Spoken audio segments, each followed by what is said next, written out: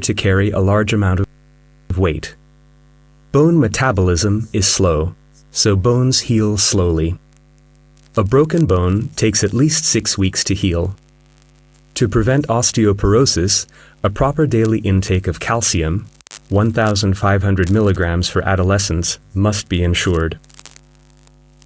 The digestive system is responsible for the digestion and absorption of nutrients. Food is crushed in the mouth by the teeth. Digestion of carbohydrates can then begin. Proteins are digested in the highly acidic stomach. Then, in the small intestine, all 3 types of nutrients, that is, proteins, carbohydrates, and lipids, are absorbed.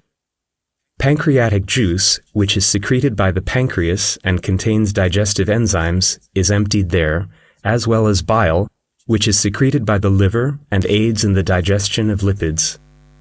The colon absorbs water and minerals. Its bacterium flora produces vitamins. Catabolic processes in our body require oxygen and produce carbon dioxide.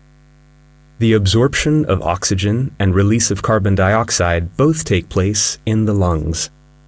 In a relaxed state, we inhale about 16 times a minute and exchange about half a liter of air each time. Lung cancer is a serious illness of the lungs. Smoking greatly increases the chance of its development.